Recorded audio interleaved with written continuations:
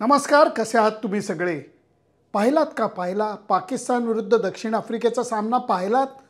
तुम्ही पाहिला असला तर तुम्हाला कळून चुकेल की चालू विश्वचषकामधला सर्वात रोमहर्षक सामना हा पाकिस्तान विरुद्ध दक्षिण आफ्रिकेदरम्यान झालेला आहे. ज्यांनी पाहिलं नाही त्यांना माझ्यावरती विश्वास ठेवा, खरोखरच हा सामना पहिल्यांदा शेवटच्या क्षणापर्यंत रंगला.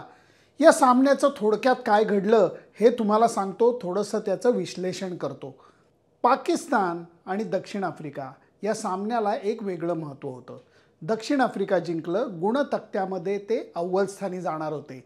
पाकिस्तान जिंकलं, ते पहिल्या 4त यायची शक्यता होती. त्यामुळे या सामन्याचं महत्त्व खूप होतं. पाकिस्ताननी गेला सामना अफगाणिस्तान विरुद्ध गमावल्यामुळे त्यांना घरच्यांचा जो रोष आलेला होता त्याच्यावरती फुंकर मारायची शक्यता ही त्यांना या सामन्यात नव्हती. पहिली बॅटिंग केली पाकिस्ताननी आणि त्याच्यामध्ये सुरुवात अत्यंत खराब झाली. त्यांचे सलामीचे बॅट्समन लवकर आऊट झाले. बाबर आझमनी नंतर जरा डाव सावरला, अर्धशतक केलं, परंतु बाबर आझम सारख्या खेळाडूकडनं अर्धशतक हे अजिबातच अपेक्षित नाही, जेव्हा त्याचा संघ हा अक्षा करू किंवा मरू या स्थानावरती आहे. तळामध्ये परत एकदा सौद शकीलने अर्धशतक केलं, शादाब खाननी त्याला थोडीशी साथ दिली, त्यामुळे 270 धावांचा टप्पा हा गाठता आला पाकिस्तानला. गंमत बघा, विकेट कुणी काढल्या? तबरेज शमसीनी 4 विकेट काढल्या. कसं होऊ शकतं? पाकिस्तानचे खेळाडू स्पिनला इतके सुंदर खेळतात, मग तबरेज शमसीला तुम्ही 4 विकेट देताच कशा? या ग्राउंडवरती 270 धावांचा स्कोर हा पुरेसा नव्हता. त्याचं कारण पण मी तुम्हाला सांगतो. पाकिस्तानचा ऑल आऊट झाला, 47व्या ओव्हरमध्येच ऑल आऊट झाला. ह्याच्यावरनं कळतं की त्यांच्या बॅट्समननी आपली जबाबदारी पार पाडली नाही. ही अशी गोष्ट होते की तुमच्याकडे जर का तेवढं धावांचं पाठबळ नसलं तर नंतर पूर्ण प्रेशर जे येतं ते बॉलर्सवरती येतं. प्रत्येक धाव, प्रत्येक पार्टनरशिप ही तुम्हाला टोचायला लागते. म्हणायला गेलं तर दक्षिण आफ्रिकेचं सुद्धा पाठलाग चालू झाल्यानंतर सुरुवात चांगली झाली नव्हती, कारण त्यांचा तुफान फॉर्ममध्ये असलेला क्विंटन डिकॉक हा सुरुवातीला आऊट झाला. मात्र तो आऊट होण्याच्या अगोदर त्यांनी काही फटाके नक्कीच फोडले. शाहीनशाह आफ्रिदीला एका ओव्हरमध्ये टकाटक 4 बाउंड्रीज मारल्या आणि नंतर एका त्या मानाने सोप्या आखूड टप्प्याच्या बॉलवरती एकमेव फिल्डर जो उभा होता डीप स्क्वेअर लेगला त्याच्या हातात त्यांनी कॅच दिला आणि मान हलवत हलवत तो परतला. नंतरच्या ह्याच्यामध्ये एक बॅट्समननी फक्त जबरदस्त बॅटिंग केली आणि त्याचं नाव होतं एडन मार्क्रम. मार्क्रमनी इतकी सुंदर बॅटिंग केली, त्याचा टोटल कंट्रोल होता इनिंगवरती. शतकाच्या ओढीने तो आऊट झाला. आपण टीका करतो मॅच जिंकत आलेल्या विराट कोहलीवरती की तो शतकाकडे कशाला गेला. आज मार्क्रमनी शतकाचा पाठलाग करत असताना गमावलेली विकेट ही त्यांच्या अंगलटी आली असती, हे 100% लक्षात घ्या. ती अवस्था विराट कोहली आणि भारतीय संघाची नव्हती. हे विश्लेषण करताना मला जाणवतंय, तुम्हाला पटतंय का बघा. फक्त पटतंय की नाही हे नुसतं सांगू नका, कॉमेंट करून लिहा. त्याच्याकरता माझं Facebook page, Instagram channel, YouTube channel subscribe करायला विसरू नका. मार्क्रम जेव्हा आऊट झाला तेव्हा परत एकदा सामन्यामध्ये जान आली. ती जान अगदी शेवटपर्यंत टिकून होती, कारण दरवेळेला थोड्या अंतरानंतर दक्षिण आफ्रिकेचा एक फलंदाज बाद करण्यामध्ये पाकिस्तानी बॉलर्सना यश मिळालं. आणि शेवटच्या टप्प्यामध्ये अशी गोष्ट होती की त्यांना 14-15 रन पाहिजे होत्या आणि शेवटची विकेट होती आणि त्यावेळेला खरं तर टिचून बॉलिंग टाकणारे गोलंदाज हवे होते. आजच्या सामन्यामध्ये शादाब खाननी बॅटिंग चांगली केली, संघाला अडचणीतनं बाहेर काढलं, परंतु नंतर त्याला दुखापत झाल्यामुळे तो बॉलिंग करू शकला नाही. त्याचा सर्वात मोठा फटका हा पाकिस्तानला सहन करायला लागलेला आहे, कारण तो असा बॉलर होता की जो लेग स्पिनर आहे, जास्त बॉल वळवत नाही. त्यामुळे तळातल्या बॅट्समनना LBW काढण्यासाठी त्याचा उपयोग झाला असता आणि तीच गोष्ट बाबरच्या हातामध्ये नव्हती. शेवटच्या क्षणाला खरोखर तुम्हाला सांगतो की पाकिस्तानला विजयाची जास्त संधी होती, परंतु त्यांच्याकडे 2 गोष्टी नव्हत्या. एक तर तळातल्या बॉलरकडे अनुभव नव्हता, कारण मोहम्मद वसीमला त्यांनी बॉलिंग दिलेली होती आणि वसीम जो टाकत होता त्याच्यामध्ये अनुभवाची कमतरता दिसत होती, कारण त्याचा बॉलवरती कंट्रोल नव्हता. आणि शेवटच्या वेळेला जेव्हा जिंकायला फक्त 4 का 5 रन हव्या होत्या तेव्हा त्यांनी मोहम्मद नवाजला बॉलिंग दिली, कारण त्याला शाहीनशाह आफ्रिदी, हॅरिस रऊफ यांच्या ओव्हर संपलेल्या होत्या. ते कॅल्क्युलेशनसुद्धा बाबर आझमचं चुकलं की काय असं वाटतं. नवाज हा दर वेळेला मोक्याच्या क्षणी पचकत आलेला आहे. मग आज त्याला बॉलिंग दिली कारण पर्याय नव्हता. मोहम्मद वसीमला बॉलिंग द्यायला पाहिजे होती का? कदाचित हो, कदाचित नाही. दुसरा कोणी बॉलरच बाबरच्या हातात नव्हता आणि नवाजनी अत्यंत फालतू बॉल टाकला. महाराजच्या पायावरती अगदी डाव्या बाजूला सोपा बॉल, त्यांनी नुसता तो गाईड केला. 4 रन मिळवल्या आणि दक्षिण आफ्रिकेने विजय मिळवला आणि अव्वल स्थानी ते जाऊन बसले.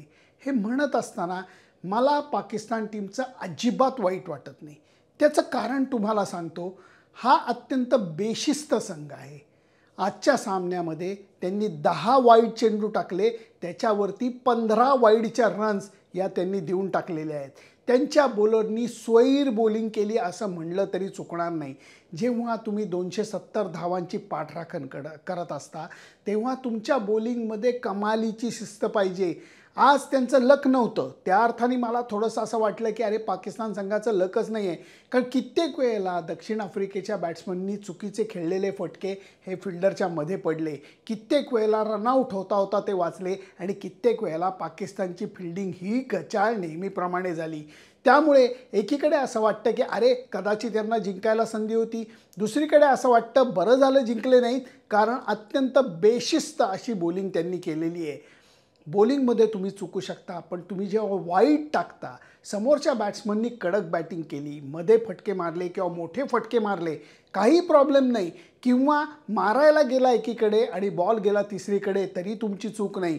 पण जेव्हा तुम्ही पायावरती बॉलिंग टाकता, जेव्हा तुम्ही वाईड टाकता, त्यावेळेला तुम्हाला माफी मिळू शकत नाही आणि क्रिकेट तुम्हाला माफ करत नाही. तीच गोष्ट आज पाकिस्तान संघाच्या बाबतीत झालेली आहे. त्याच 15 वाईड बॉलच्या रन्स ज्या गेलेल्या आहेत त्या त्यांच्या बोकांडी भूत म्हणून बसलेल्या आहेत. या पराभवामुळे पाकिस्तानचं आव्हान संपुष्टात आल्यात जमा आहे. आणि दुसरीकडे दक्षिण आफ्रिका मात्र अव्वल स्थानी गेलेली आहे, कारण त्यांचेही 10 पॉईंट झालेत, परंतु त्यांचा रन रेट जो आहे तो भयानक जास्त आहे. त्याच्याजवळच कुणी जाऊ शकत नाही आहे. अर्थात भारतापेक्षा एक सामना ते जास्त खेळलेत, त्यामुळे भारतीय संघाला अव्वल स्थानी जायची परत संधी आहे. प्रश्न तो नाही आहे, प्रश्न आजच्या सामन्याचा होता की या सामन्यामुळे गुणतक्त्यामध्ये बरेच चढउतार होणार होते. त्या मानाने ते झाले नाहीत, कारण दक्षिण आफ्रिकेने सामना जिंकलेला आहे. पाकिस्तान संघाला आत्ताच्या घडीला खरोखर पुढचे 3 सामने कसे खेळायचे आणि ते झाल्यानंतर मायदेशी कसं जायचं हे खरोखर प्रश्न पडलेला असेल. त्याची भीती ही त्यांना नक्की वाटत असेल. त्यामुळे दक्षिण आफ्रिकेचं कौतुक करूया, पाकिस्तानच्या बेशिस्तपणाचं आपण थोडंसं टीका करूया आणि हे समजून घेऊया की क्रिकेटमध्ये अशी बेशिस्त चालत नाही. भारतीय संघाच्या गोलंदाजांचं महत्त्व हा सामना ज्यांनी बघितला त्यांना नक्की पटणार आहे, कारण आपल्या बॉलिंगमध्ये नक्कीच त्या मानाने शिस्त आहे. समोरच्या बॅट्समननी चांगली बॅटिंग केली, काही हरकत नाही, मोठे फटके मारले, कोणीतरी क्लासी इनिंग खेळली, होऊ शकतं. परंतु जेव्हा तुम्ही अवांतर धावा देता तेव्हा तुम्हाला चुकीचा फटका हा क्रिकेट हा जोरदार देतं आणि तसाच फटका आज पाकिस्तानला बसलेला आहे. ही माझी मतं मी तुम्हाला सांगितली. पाकिस्तान संघाच्या या बेशिस्तीबद्दल तुम्हाला काय वाटतं? दक्षिण आफ्रिका सतत आपण सगळ्यांना सांगतोय की या संघामध्ये दम आहे, त्यांची बॅटिंग एक्सप्लोजिव्ह आहे, त्यांच्या बॉलिंगमध्ये विविधता आहे. तीच गोष्ट आज दिसून आलेली आहे. परत परत कळत आहे की हा संघच खरोखर दर्जेदार संघ आहे आणि भारतीय संघाला नडू शकतो. म्हणून कलकत्त्याच्या मॅचचं महत्त्व ऑलरेडी मोठं होतं, ते आता वाढत चाललेलं आहे. त्यामुळे या सामन्याचा आनंद मी घेतलेला आहे, अर्थात टी व्हीवरती घेतलेला आहे कारण मी लखनौला आहे. परंतु तुम्ही जर का हा आनंद घेतलेला असला, हा सामना तुम्ही पाहिला असला, तर तुमची मतं जरूर नोंदवा. त्याच्याकरता YouTube channel, Facebook page subscribe करायला विसरू नका.